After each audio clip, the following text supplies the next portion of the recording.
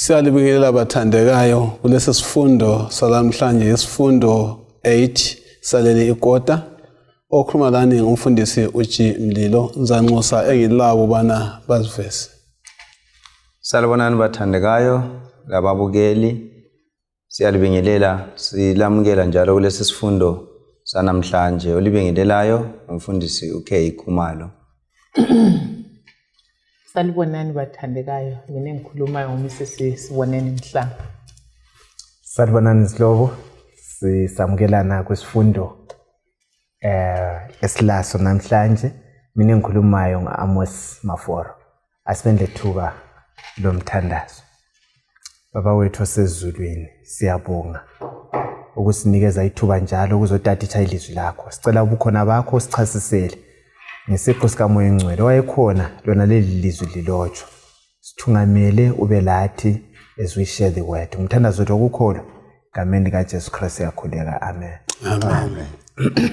Siyabonga abathandekayo okuhlangana njalo kusifundo salamhlanje lapho sikhangela ukugwaliswa kweziprofethi zeTestament elidala. Ukugwalisa iziprofethi zeTestament elinjani?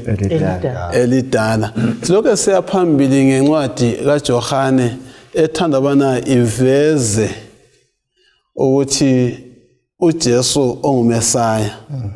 Sizakwenza ukuthi namhlanje uza kuvezwa ngezindledlana ezehlukeneyo. Singakayiphambili ngizanxusa bana lisibalele uJohane 5 verse 36 owendinyana yethu kufundwa ngekhanda. Verse 36. Ngilabo ubufakazi obulesisindo esikhulu kulobuka Johane ngokuba umsebenzi ubaba anginike wona ukuba ngiwuqedise wona engiwenzayo uyafakaza ukuthi ubaba ungithumile. Uyafakaza ukuthi ubaba unjani? Ungithumile. Ngikhangela ukugcwalisa iziprofethi zeTestament elidala. Ukugcwalisa iziprofethi zeTestament elidala. Nxa sikhangela isihloko esinjengasonesi kuyini okufika emakhanda ethu? Ukugcwalisa iziprofethi zeTestament elidala. Ekanti ke futhi linjena ukufunda kwekhanda sesizwile. Nxa sikuhlanganisa khona kokubili kushiya silesifundo bani esingasiqaphela kwana nxa sisiyaphutsha isifundo sesikutholile. Esikuthola ngumfundisi lapha kusihloko sethu lendinyana yokwaziwa ngekhanda ukuthi uJohane injongo yokuloba kwakhe likuthintile liveza lapha ujonge ukusambulela ukuthi uJesu ngubani. Yes. Ende kumambuleni kwakhe ufisa ukuthi abantu ngabaya bamba ubufakazi abulethayo ngokuthi uJesu kasomuntu nje kodwa unguNkulunkulu. So iviki leyi lesi sifundo sikhangela ukuthi silembhalo Old Testament ekade ivele ikhona ngesikhathi uJesu efika. uJohane abeseyinika ukuthi leyo mbhalo ukuza kukaJesu la kwenzileyo la kukhulumileyo labe yikho khona esefikile bekuyilokho okuvezwe izolo ngaye. So uJesu ulanda lapha ukuzogcwalisa umbhalo. Okay. Ukuthi abawufundile umbhalo izolo bekumele ukuthi uJesu esefikile bafaka umbhalo lapha baqathanise loJesu bese bemkholo. Yes. So I memory text yethu isivezela kakhulu ukuthi ngezenzo zakhe la ngalokho akwenzileyo phakathi kwabantu esefikile kumvezile kwamconfirm ukuthi ngeqiniso nguye uMesaya kade ekhangelelwe ukuthaze. Ufuna ukuthini mntana?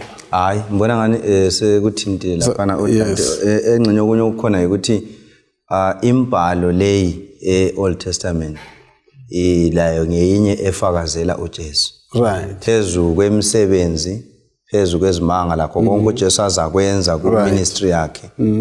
Imbhalo yona ngokwayo yiyo emfakazelayo ukuthi nguye.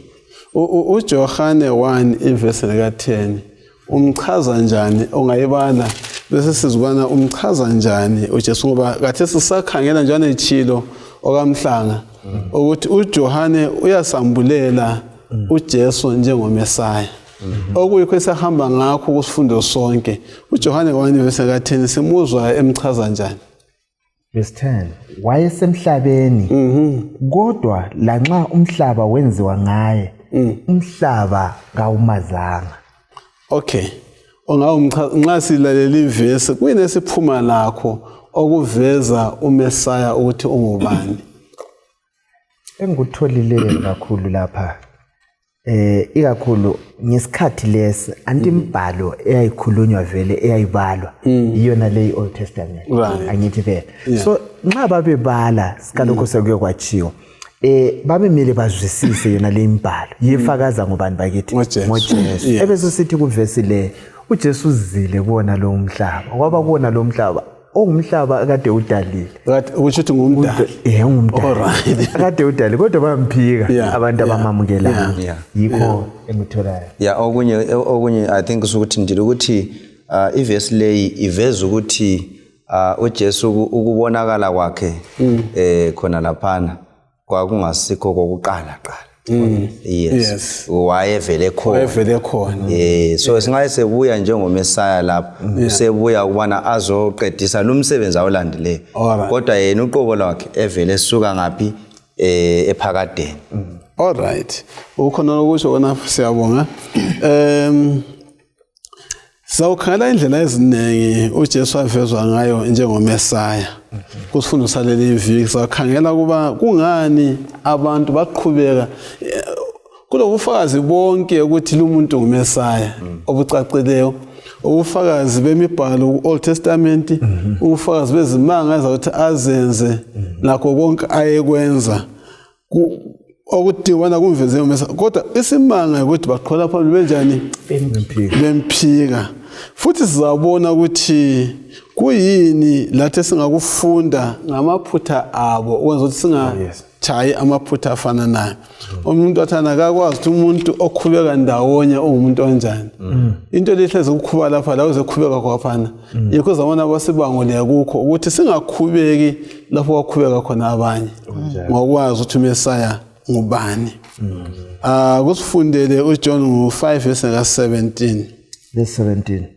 uJesu wathi kubo, uBaba uhlezi esemsebenzini wakhe kuze kube namhlanje. Yikho lami ngiyasebenza. Right, asike sikhangele sizabuya wena le verse. Asike sikhangeleni okokuqala bathandeka ukuthi lapha uJohane usezingeni lokuthi asivezele uJesu Kristu. Sesikuthile lokho. Gambe uJohn nxa ekhuluma ukusebenziswa kwezimanga lezimangaliso ukuze bakholwe ukuthi uJesu nguMesaya. Kuyikho sesilokupheleleyo yini? Yikho sekudingayo ukuthi uJesu lo ufana naye. uJohane kule ndawo lapho asebenzisa khona izimanga lezimangaliso kwezindawo kanjani kakusebenzisi kakhulu. Kungenxa yena wakusebenza ngaleyo ndlela yakhe. Sesiyabuyela kule verse siyabuya kuyo masinyane. Lithinta into eqhakathekile umfundisi ukuthi izimanga yizo yini ezingasenza samukele ukuthi uJesu unguMesaya. Mbone ngani singakukhangela njalo ungasiphica kancane ngoba baningi kakhulu abantu abangenza izimanga. Laba prophet bamanga bakwenza. Lo Sathane ngokwakhe mfundisi umbhalo sinika ukuthi ulamandla ensukwini zokuphela awokwenza imimangaliso emkhulu. So ungafundisisa umlobo usivezele ukuthi injongo kaJesu yokwenza izimanga lezi okwakuyikuveza ukuthi ungubani. Alright. Angithi iministry kaJesu vele uIsaiah usinikile. Isaiah 61 angithi ukuthi umoya kaNkulunkulu uphezulu kwami. Angithi ukuthi ngizokhulula ababotshiweyo izikhuli kube nje abangaboni. So uJesu nxa esefikile esesenza imimangaliso enjalo kuyikusinika isiqiniselo sokuthi esefikile yiwo lo umsebenzi esizabone wenza. So izimanga lezi ziyindlela lazo zokuconfirma ukuthi lwana esimtsheliweyo nguye sesibona ngezimanga la ngemsebenzi yakhe. Khonapho maforo kule ngozi bani alright ufuna ukukhuluma alright hayi bengifuna ukugcizelela khonapho ukuthi sizananzelela ukuthi uJesu nxa ebuya njengomesaya ubuya vele enxengathi emumeni beku context ye great controversy. Alright. So usathane wayejonga ukuthi bangamnanzeleli uJesu. Alright. Ngoba lokho ayekulanda kwakuzosiza kuzohlenga bona. Alright. Now so isizathu esinye phezulu kwalokho akukhulumileyo uMamhlanga ukuthi uJesu enze lokho yikuthi aveze ukuthi yena uvela kuBaba. La khona lokho uBaba kwenzayo laye unjani uyakwenza. So uJesu okunya kwenza lokho ufuna ukuveza divinity yakhe, identity yakhe ukuthi yena bangambona sengane engcenye nguJesu engcenye ovela kuJoseph noMaria njengokuthi babe bonke lo phela simazi engumntaka kaJoseph. So uJesu uveza yikho iverse sithi lokhu baba anjani engxe siza kukhangela nguverse 20 kusiya phambili uBaba kwenzayo lami ngiyakwenza. So iverse le ibuya ku context lapho uJesu esesilise lundoda owayegula lapha for 30 years sothi indaba usebenza ngesabatha sithi hayi uBaba uvele uyenza lezi zinto lami ngiyazenza. So uveza yena lo baba bemunye so ngokunye ayefisa ukuthi abafundise khona lokho ukuthi mina lo baba line limkholwayo baba othi sesithathe uhlijoyine yona le ndaba wosibuyele endinyane entheka ifunde uverse 17 20. Thank you. Uzakuqala ku36 to 38 uverse ngo20 uthi yena ngokuba uyise uyayithanda indodana uyitshengisa konke akwenzayo yebo lizamangala ukuthi uzayitshengisa izinto ezinkulu kulalezi. Verse 36 usiya ku38 36 ilabo ubufakazi obulesisindo esikhulu kulobuka Johane ngokuba umsebenzi uBaba anginike wona ukuba ngiuqedise wona engiwenzayo uyafakaza ukuthi uBaba ungithumile njalo uBaba ongithumileyo njalo uBaba ongithumileyo usefakazile yena ngokwakhe ngani kalikaze lilizwe ilizwi lakhe kumbe labona isimo sakhe njalo ilizwi lakhe kalihlali yini ngoba kalimkholwa lo omthumileyo.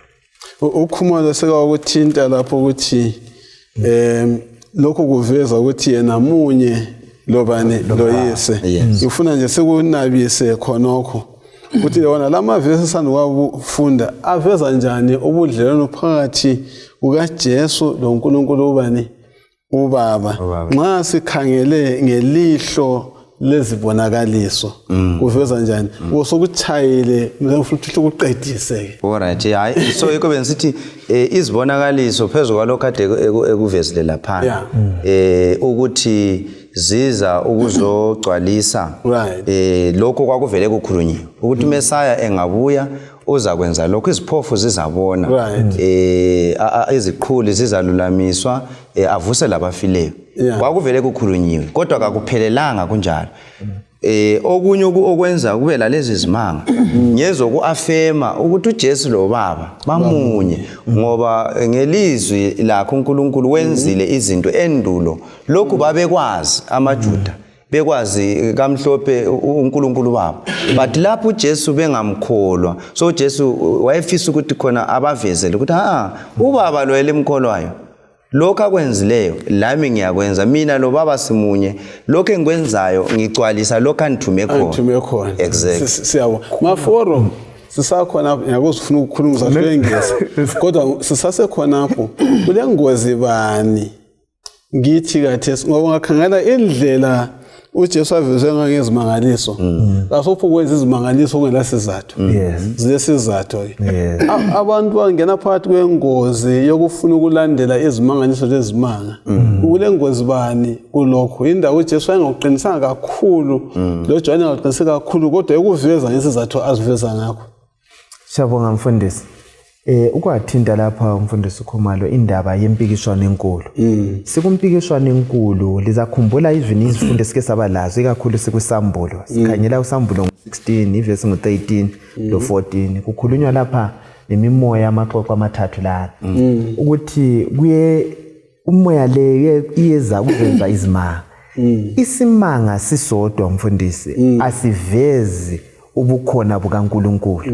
Ngoba simele sikuzwisise ukuthi kule ngilosi ezawayo zabuya zithathelwa ngamandla la. Lo Satan kathathelwa ngamandla. Ibuyele gijimela ngabuyele eGibhithe. Izimanga zasenzakala sike sakuthinta kuzifundo ezidlule ukuthi uMosi uyatshintsha inyoka induku yakhe yatshintsha ibe inyoka. Lezanuse zeGibhithe ziyatshintsha induku zakhona zibe zinyoka. Zonke izimanga ezifana naye ezenziwe. So umoya omubi awumelanga ukuthi umuntu uyame kuzimanga hathi awumelanga uyame khona phambi. Engqondweni yamaJuda ngezinsuku zona lezi babe kukholwa ukuthi uJehova nguye osilisayo. Yikho phela kwakule ndawo le ichibilelana bekukholwa ukuthi ingilosi yabuya yenza zamazamisa amanzi ende kusenzakala.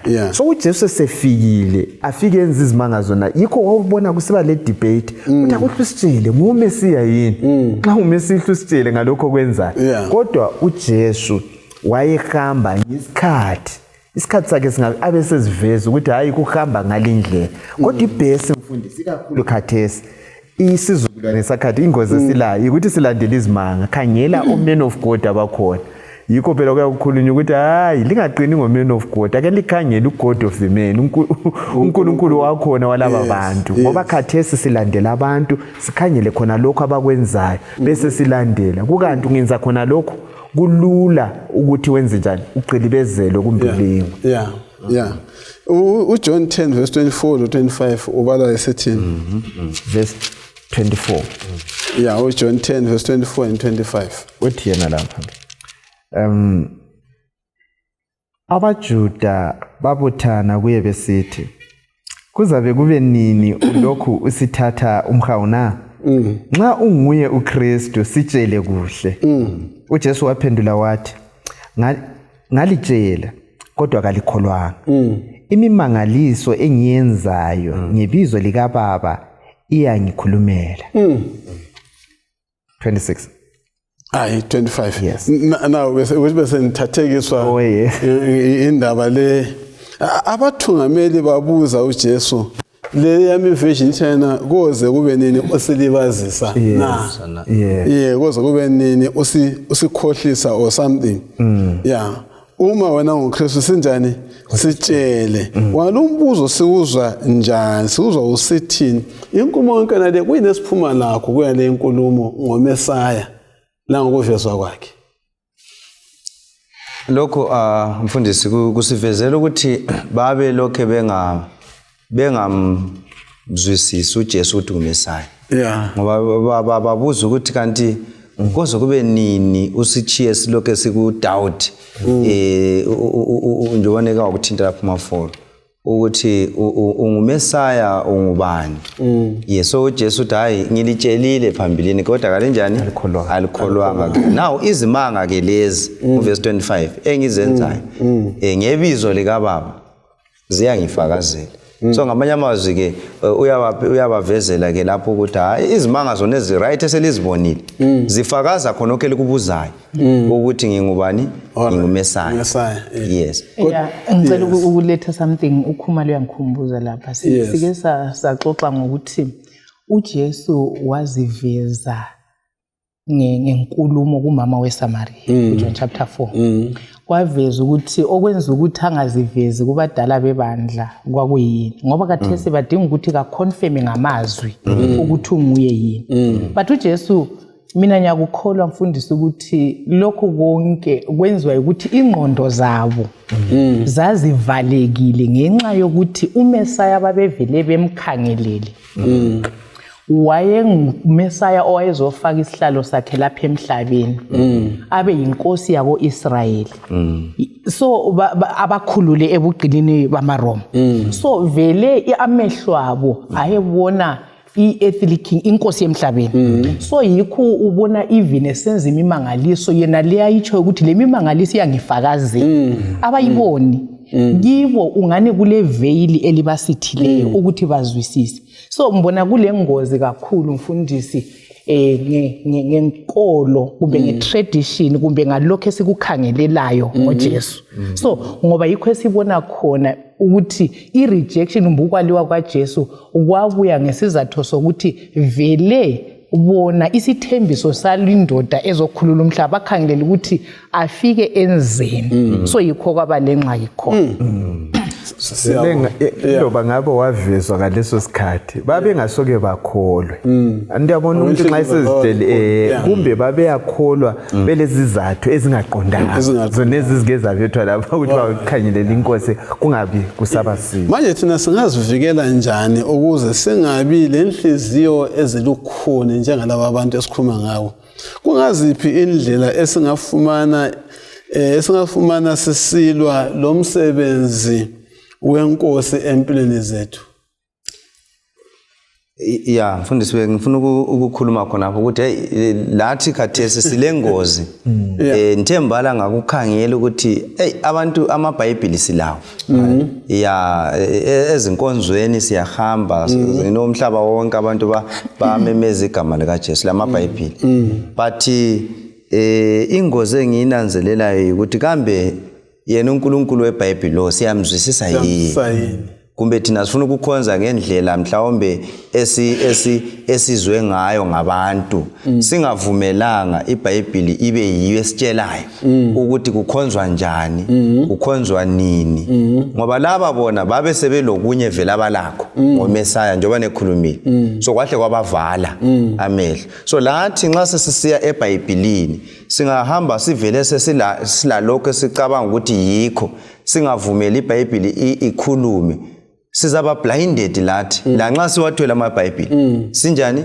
singamboni uJesu so yingozi engiyibona uzakhumbula khumalo ukuthi ngo2013 sifika ngale Jerusalem uGadi uyasetshengisa ukuthi ndiyabona umnyango lana wasempumalanga uMesaya uzawungena bamlindele ukuthi ayingena ngawo right up to now ukubona nje ukuthi inhliziyo zicina zilukhuni zingazwisisi ukuthi kuthiwani lapha besifunda kathesi ngendlela aziveza ngayo ngezimangaliso anti sijiwe ukuthi yena uthe izimangaliso lezi zibonayo ziyafakaza ngami yes kade ngifuna sike sikhangele enye indlela asebenza ngabana aziveze ngemibhalo kambe iTestament elidala antithwana sithethena ukugcwaliswa kweziprofethi iTestament elidala yes kambe iTestament elidala ukuthi iTestament elidala kungakutsho ukubana seligugile alisasebenzi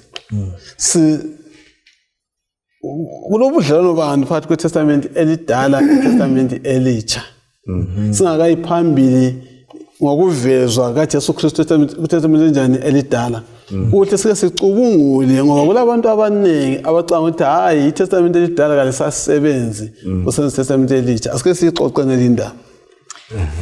Umfundisi kwathinta into eqhathekileyo ngokuthi indaba le isikhangele ku context ye great controversy ukuthi ngiyakukholwa mina ukuthi ilizwi likaNkulunkulu vele usathane kwasekuqaleni ulwisana lalo so ngiyakukholwa ukuthi imbhalo ye-Old Testament usathane ulakho kumbe ubelakho ukuthi ayicombe ngomunye umpikitsha ukuze abantu bayale kumbe bangamamukeli lo Jesu so i-Old Testament yona ngikwayo umfundisi umbuzo wakho oqala ukusithi indala yini ukuthi kayisasebenzi sesingayilahla yini but uJesu ngokwakho uthe efikile lapha mfisa ukuphendula njalo yiyo imbhalo eyayikhona yaleso sikhathi so uJesu nxa wayekhuluma esithi lihlola imibhalo licabanga ukuthi kiyo lithola impilo ephakade wayekhuluma ekhangele iOld Testament scriptures okay yes usaphendula kwapho ucabanga ngalokho kambe iTestament elitsha singalizwisisa ngela Old Testament yeah so bengifuna ukuthi iOld Testament yona ngokwayo ikhuluma ngoJesu yes ngoba singayikhangela vele kusukisela kuGenesis sihle sithola uJesu evela kodwa iveza uJesu umfundisi ekuma tribes uJesu ekumfanekiso symbols and so i-Jewish economy yonke usisekelo sona lesiyana savela ukuthi sikhuluma ngoJesu ongakabuyi ongakafiki elimkhomba ozayo. So iNew Testament ke ibisisiza isisambula ke uJesu osefile yikho imbhalo yeNew Testament isibisele emuva kuOld Testament lokho iveza ukugcwaliseka kwalokho kwakhulunywa ngoJesu. Siyabonga. Ngicela ukuphendula okugcina lwakhe ecabanyisise ngawo. Ngoba inkulumo le inengi kumaKristu ukuthi khathesi sesikunyu era new dispensation. Yes. Sesisesikhathini somusa. Yeah, mana inhle ngithinta ukuthi umusa vele mfundisi uphiwe kwasekuqaleni kuyindlela kaNkulunkulu yokusindisa umhlaba. So uluntu lonke iOld Testament iveza indlela kaNkulunkulu eyodwa yokusindisa umhlaba ngoJesu. So iOld Testament sesivezile ukuthi ifoundation, iNew Testament ibisifikisa isakhela khona. So kakuvumi kunzima ukuyizwisisa iNew Testament ungayizwanga iOld Testament ngoba yambula uJesu imconfirm lokuthi unguye owathenjiswayo. So kunzima kakhulu ukuthi sithi singayizwisisa iNew Testament singayizwisisanga iOld Testament. Hayi siyabonga ubechiseka lapho. Hayi ngibona ngani usefikile lapha densi ngizalanda khona ukuthi vele kalula in a nutshell ukuthi iOld Testament kayenzi ingqondo kungela New Testament. INew Testament kayenzi ingqondo kungela Old Testament. Alright. Ngoba ungayibala iyodwa iNew Testament kulezinye izinto ezadinga ukuthi ubuyele uthi kalokho kuvelela ngaphi lokho.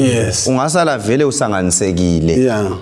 So ungakubala then uthi ilokho kwakukhulunywe kuOld Testament. So singakwehlukanisa sithi hayi sesibala iNew Testament kunengi kakhulu esingasala singakuzwisisanga.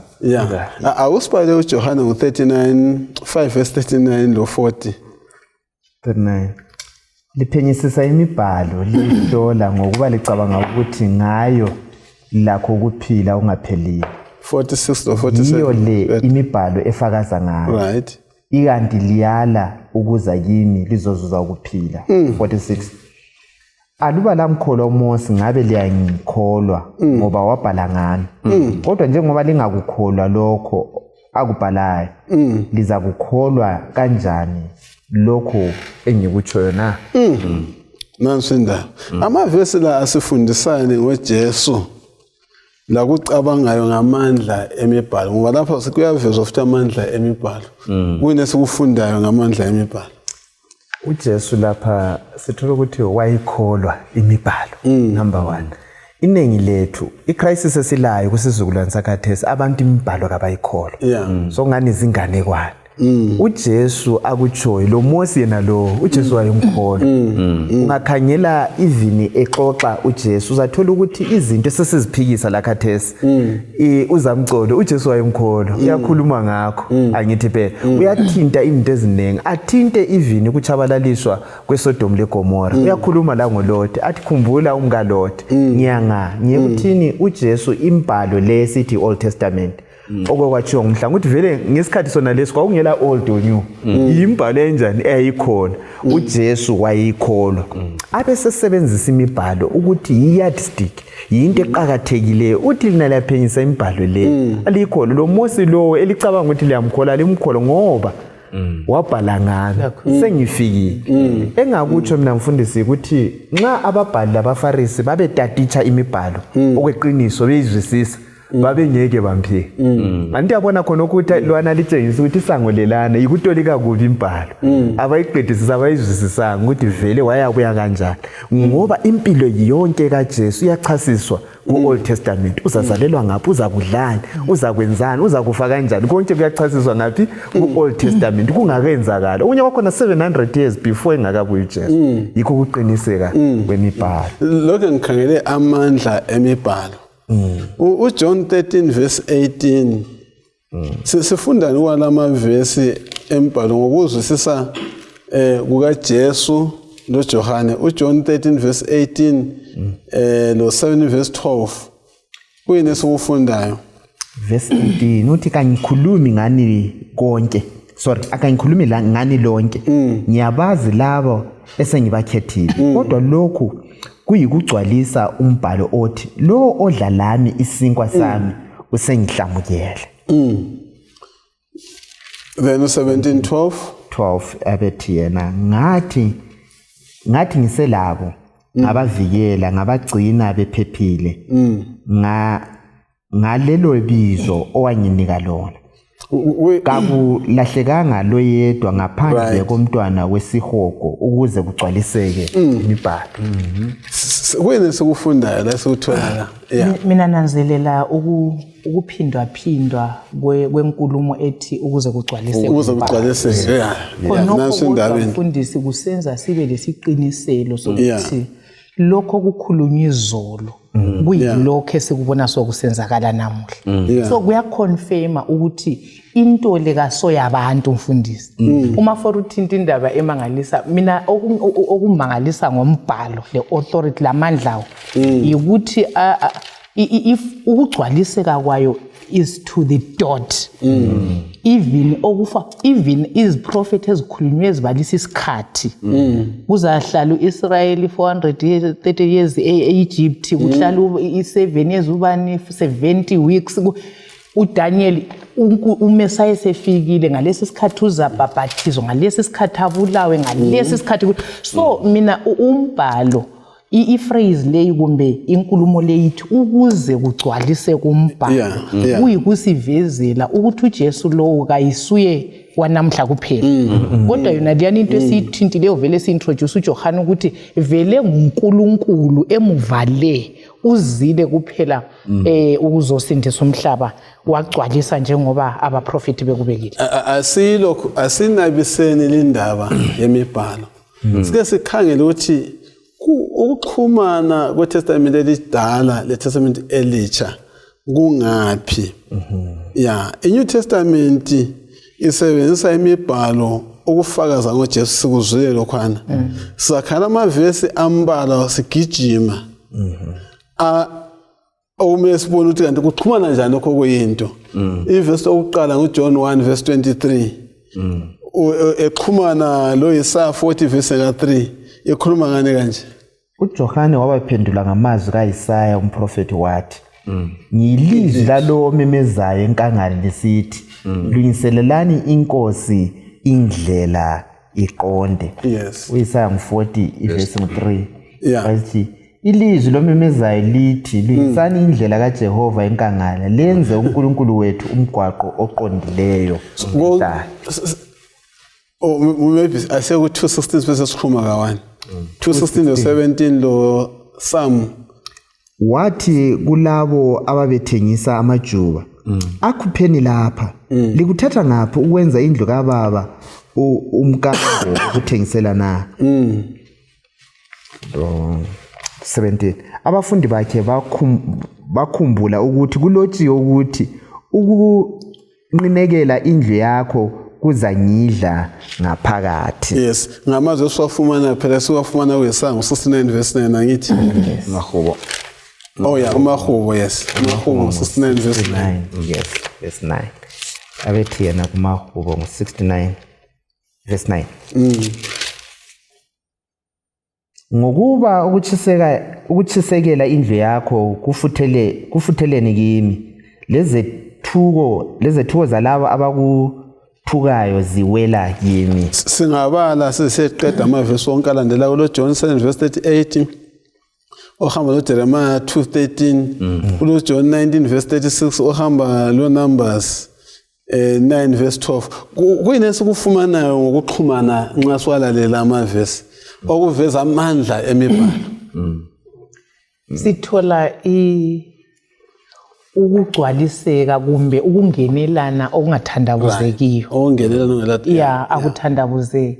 So nxa uJesu esekhuluma amazwi so sibuyela mfundise ukuthini uOld Testament ngeke vele siyizwisise iNew Testament singela iOld Testament and ngicela ukukhomenta kakhulu ngendaba ekuNumbers 9.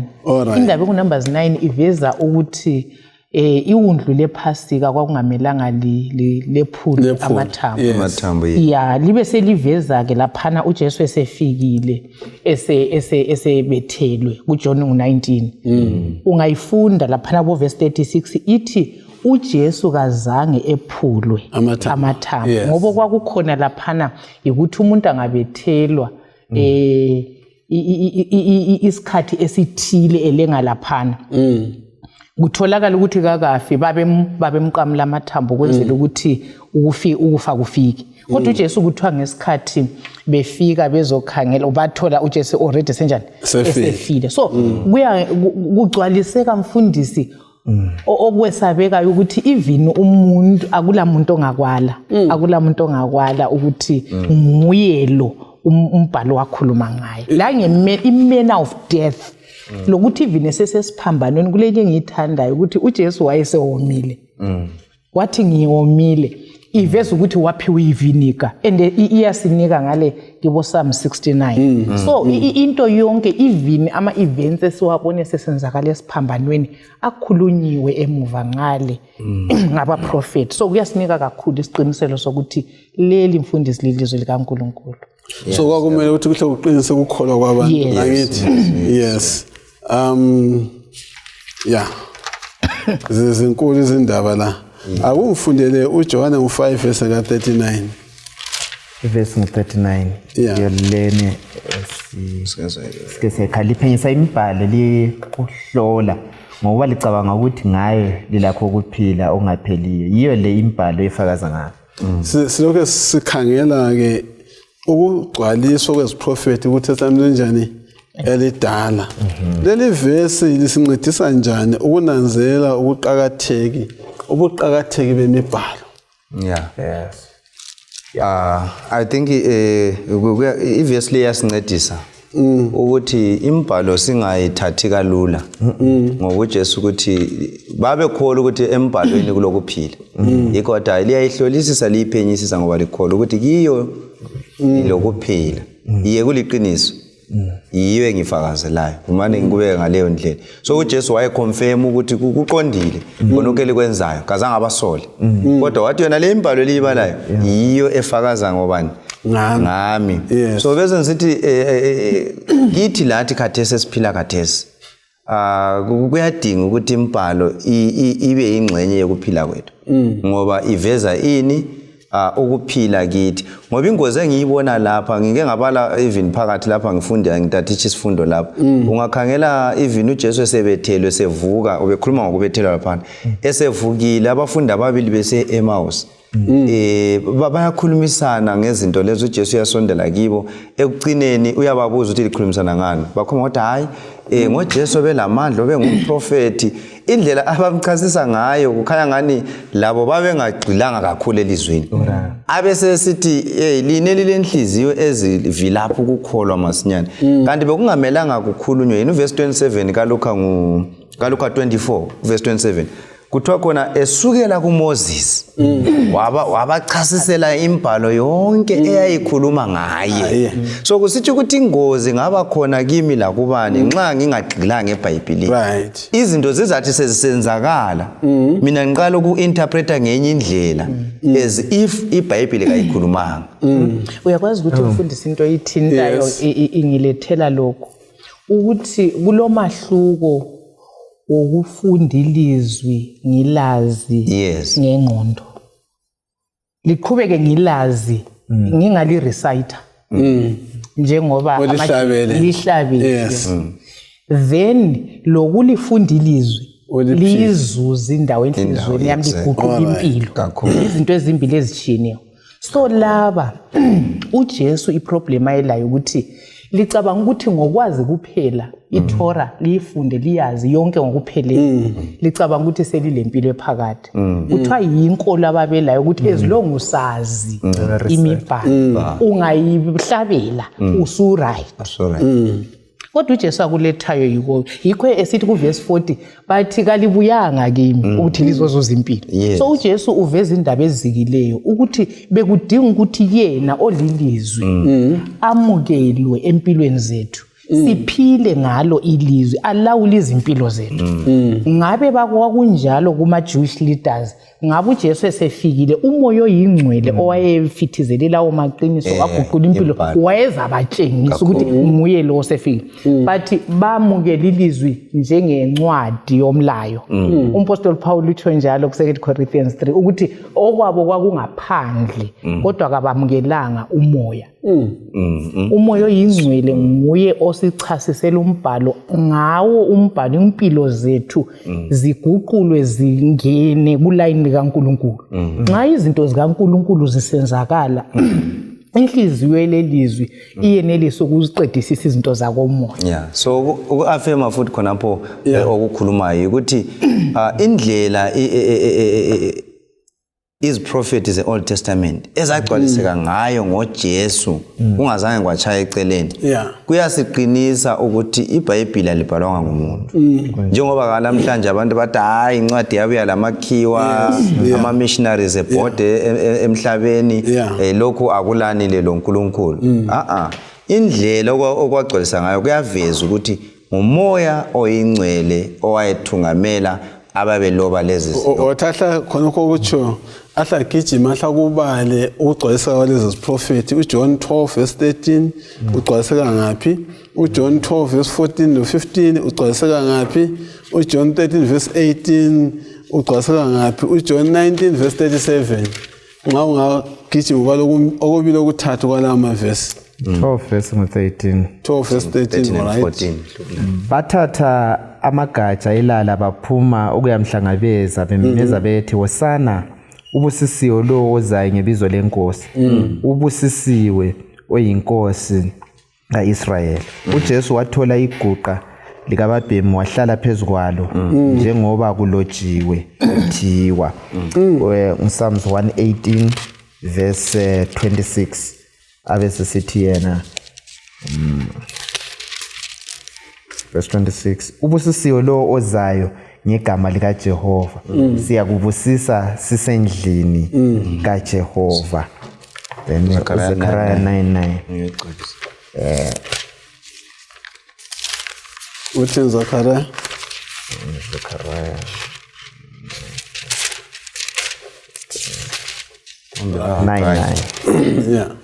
abese sithi lana thokoza kakhulu wena ndodakazi yaseZiyoni memeza ndodakazi yaseJerusalema khangela inkosi yakho iyeza kuwe iza ilungile ile nsindiso imnene ihamba ikhwele ubabhemi iphezulu kwethole inkonyane kababhemi yes manenge singabala wonke sewaphutsha kodwa wonke sibonana asivezela amveza njani uJesu njengomgcwalisi weziprofethi ngoba yokho sikukhangele uJohn lokho esambula esiya phambili angithi lapho esikutholayo kubalulekileyo esesike sakuthinta njalo ukuthi imibhalo icacile uJesu wagcwalisa to the dot akulo kwaphuthayo kunjengokuthi lesi yimbali eyayiprofethiwe yisiprofethi esigcwaliseka esisembalini kwakhulunywa khona lokho kanya ezakwenza ukwayithinta umfundiso wakhumalo lapho ukuthi besiye eMaus uJesu wayengatsho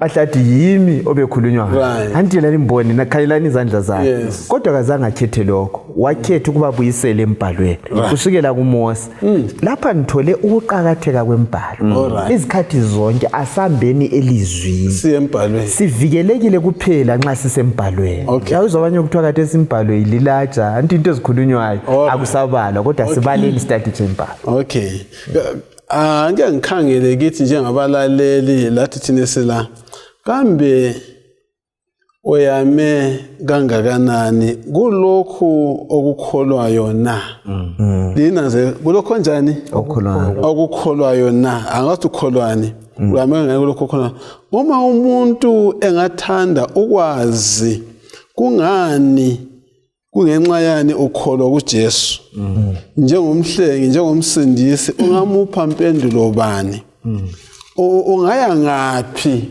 okuqinisa ukholo lwakho kungenxa yani ungenza njalo ukuze uvikele ukholo lwakho mina bengingaya embhalweni mfundisi alright ngoba yiyo yodwa eyibufakazi lesiqiniselo sokuthi uJesu ungubani. Okunye konke kungaba zinganekwane, but isiqiniselo esipheleleyo uJesu imbhalo yambula uNkulunkulu, yambula uJesu ukuthi ungubani njalo wenzeni empilweni yomuntu. Awuye kuya kumfundisi ukuthi uqinise ukukholwa kwakho uphendla abantu. Ungicabangise inye imfundiso ukuthi sibanenge kakhulu esimi ngelizwi labafundisi bethu ukuthi echechi yethu kuthiwa but ingozi ekhona ngalokho ukuthi kungabe nxa engcenye inkonzo yami ingawulandeli kahle umbhalo ukuthi lami ngiyabe ngiphambuka. Kodwa kasizuzeni iexample kumbe isibonelo kuJesu. Even uJesu lapho uSathane wayefuna ukuthi amphice ngawo umbhalo oyiwo uJesu awubhalayo. So uJesu wanqoba kuphela ngokuthi abuyele embhalweni ukuthi hayi umbhalo uthi. So kusitsho ukuthi iso sodwa isivikelo esilaso njengoba ufundisa ukukhuluma lethintini. Okay umaforo ukuthi iso sodwa isivikelo esilaso asamese efunda umbhalo loba kufika iphi inkohliso ikakhulu yemfundisweni yeSikristu akula lapha esingaphepha khona lokwenelisa ukubona ukwehlukanisa ukuthi hayi leli liqiniso lokhu yitshefu sikuzuza kuphela nxa silombhalo. Okay, ngizwa umama umhlanga lapha engathi ukuthi lingalalela abafundisi benu. Yeah. Kodwa ngemuze sithena yenzani njengamakholwa aseBeriya. Ayethe ngalalela ukuthi uchumele watho kaKhumalo agijime emzini wakhe afika abamba iBhayibhili aliphenye alihlole akade kukhuluma yikho yini kukhona embhalweni yikho abantu bazothana hayi nxa kukhona eBhayibhilini ngokwabani ngokwakho nxa kungekho eBhayibhilini asokwani asikokwakho ufuna ukukhuluma. Hayi bengifuna ukuthi ngithi mina sekule ngozi balaleli lababukeli kakhulu ukweyama kakhulu emuntwini. Khangela ke lapha abathungameli bakwaJuda ama religious leaders lawa yiwo axabana loJesu yiwo aphika uJesu. Ngizama ukucabanga nje ngengqondo ukuthi manje ababebalandela basala bengaphi ngoba banengi abalahlekayo abangambonanga uJesu ngenxa yokuphonga ulandela ukuthi hayi abathungameli bathe kwabalutshwana abambonayo uJesu ukuthi hayi lo nguMesaya bamlandela. So abathungameli benza ukuthi abanengi bangamboni uJesu. So ingozi engilokhuza lapha ukuthi nxa umuntu engakuchallenge ngokuthi ukholwa wayukholwa kuJesu. Yeah, so yikho khona lokhana ukuthi kuyadinga ukuthi lokho esikukholwayo akube grounded eBhayibhilini. Kuyabalula ukuthi hayi mina lokho engikukholwayo nanku eBhayibhilini. But nxa ungekho eBhayibhilini kuzaba nzima ukuthi umuntu umphendule ukuthi lokho kuthatha nga nxa ungalasisekelo sokungaba lula ukuthi unjani uyawuthi angifundiswa wami wangifundisa wathi manje uyabona ucina usulahlekile. Yeah. Right, awusikhangelele uJohana 8 verse 19 no 23. 19 verse 19 no 23. Basebembuza besithi ungaphi uyihlo? uJesu waphendula wathi kalingazi mina kanye lo Baba. Aluba belingazi belizamazi lo Baba njalo. Wawakhuluma amazwi la efundisa egcekeni lethempeli eduze lapho okwakubekwa khona iminikelo. Verse 23.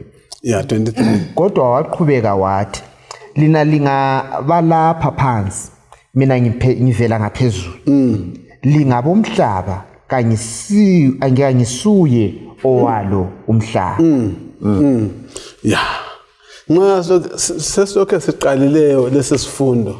Kulento ebalulekile eyodwa ukubana uJohane uzama ngendlela zonke zokuthi asethulele ubani uJesu njengomesaya njengomhlengi wethu. Angithi leli verse esandubana libali lama sanubana abalo kaThesi 19 lo 23 kuyini esiphuma lakho ngomhlengi ngomesaya ngoJesu Kristu. Esikutholayo oqhaqhileyo yikuthi uJesu ezelwe nguJosepha lo Maria kwana lo mhlaba useveza esithi divinity ubunkulunkulu bakhe ukuthi hayi liyambona ngikhona lapha kodwa mina ngisiwe wona lo mhlaba ubaba osekhaya ezulwini ababemkholwa kakhulu ya nguye ubaba wami lina kalimazi mina ngiyamazi mina ngivela kuye ngilenkambo ulokho efithizela indaba le ukuthi nxa kade lilandele lalalela imibhalo ekutshoyo ngami ngabe khona lokho engikutshoyo ngabe liyakuzwa ngabe liyakukholwa kusembhalweni kuqinisekile ukuthi mina ngisiwona lo mhla ngoba lalizaba kwazi ukuthi uza kuzalwa ngowesifazana ongayazi indoda uza kuzalelwa endaweni ethile uza kuba kanje iministry yakhe yayiza kuba ngalindlela ngabe abakla okwenza amaJuda bangakuzwisisi lokuthi bangabi kwazi ukuthi sezelwe ukuthi abayitati chani mbalo khumbula mfundisi the wise men from the east okwenza babakwazi babakwazi ukuthi kule nkanyezi yakhe yathi sisiba khona inkanyezi bayilandela bathi befika eJerusalem abadala bazilutho uHerod uzababiza bethi kungabe kulento enjalo kodwa embhalweni kukho kwakwabhala ukuthi engxeye kungabe kusendaweni bakuthatha casual ngoba bengadadithi imbhalo kakuhle so sisengozini nxa singabayitatisha befaka okwabo abakufuna yebo mfundisi hayi ngibe ngisithi ngithi mina okunye okuvezwa yilo iverse le ukuthi amaJuda labathungameli laba babegxile kakhulu kuma traditions tradition amasiko lamalele philosophy enengi eyayikhona yenza ukuthi khona ke babagcine sebengabantu abamkhonza ngeze sebelandela isiko kodwa kungaveli ngaphakathi so yikho ke uJesu nxa ufunda lapha na uJohn 1:8 okhuluma ukuthi bangikhonza ngani ngeze laba ngoMark 7:7 befundisa imfundiso eyimilayo yabantu bengalandeli umlayo kaNkuluNkulu so ingozi enye engaba khona ngiyokuthi silandele isiko engcenye into esayitholayo kodwa ingekho eBhayibhelini bese sicabanga ukuthi khona ke yikho ku right kuza kwenza ukuthi khona kusivalele ukuthi simbone ubani uJesu yikho akutsho ukuthi ngabe lina libuye kimi ngabe liyamazi baba but kade salimazi ngoba lami kalinjani kalingabuyanga kimi yes ngifisa ukuthi ugcizelele kulokho abakuthintayo ukuthi yikho uJesu ku verse 23 la esithi lina livela ngapi umhla beneath 10 lina livela ngaphansi mina ngivela phezulu engikuzwisisayo ukungezelela lokho ukuthi bona njengoba sike saveza babe lengqondo yezinto zemhlabeni ngike ngamangaliswa mfundisi la ukuthi even ama disciples abafundi bakhe uJesu abamazanga ukuthi uNkulunkulu for 3.5 years belalalaye bachonelaye bambone senze izinto kodwa kabamazanga kwaze bamazi ngemva kokuvuka kwakhe bangikhona bekhumbula ukuthi hayi man izinto lezi wasitshela so umlobo sivezela ukuthi lava okwenza bangamkholi uJesu bangamamukeli kuyisimo ukuthi ababe lesimo sokukholwa anti imbalithi babegqoka izigqoko ezinde besenza imthandazo emide into zakhona zonke mfundisi kwakuyingaphandle kuphela ececileyo kodwa umuntu wangaphakathi enjani elokhe emubi enjalo esilela yikho kuyinye indawo isithi lina abaFarisi lababhalifana lamathuna lamangcwaba so phakathi kulomuntu kulamathambo lenyama ebolileyo kodwa ngaphandle kucecisiwe so uJesu asivezela khona lapho uJohane ukuthi bekumele ukuthi uJesu simamukele ngezinhliziyo ingaphakathi yethu kayilungisiswe ingaphandle ibisithela ke isiveze izithelo so isimo sokukholwa ngicabangile ngathi iKhompostoli Paul asibhalela khona ukuthi lathi siqaphela ukuthi obunye ubufakazi bowensuku zokuphela ukuthi lezi ngezokuphela ukuthi abantu bazaba lesimo sokukholwa ukuthi kuzabe kungani bangamaKristu bayakholwa kodwa intando kaNkuluNkulu siyala ukuyenza so kulomahluko phakathi kokulikhuluma ilizwi lokuliphila siyabonga sesizwile ngeziprofethi lezi ezigcwalisa isiprofethi seTestament njani elidala iziprofethi lezi nxa sizibona zigcwaliseka zikhulisa njani ukholo lwethu na? Ngempela nxa zigcwaliseka okokuqala kusisiza ukuthi sibe kwazi ukuthi ilizwi likaNkulunkulu liqinisekile. Kusinikeza isibindi ukuthi lela silobhuku nje asilandelanga inganekwane njengokutsho kukaPetru ukuthi hayi lo siyamazi silenkambo lilizwe liphilayo ngempela ilizwi lika ngoba uNkulunkulu akaqambi manga nxa ekuthilo kuqinisekile. Yeah, lizakhumbula siqala isihloko sathi thina indaba yalamhlanje sifunda ngoJesu evezwa ngezimaniso kanjani la imibhalo. Sathi thina sizabona okwenza labo bantu benqaba baqhola phambili benjani besiba lukhuni. Kuyini okubili kumbe okuthathu okwaba yimigoqo evimbela abathungameli ekukholweni kuJesu Kristu? Kuyini lapho ngasivimbela ubana singamkholwa uJesu Kristu? In summary,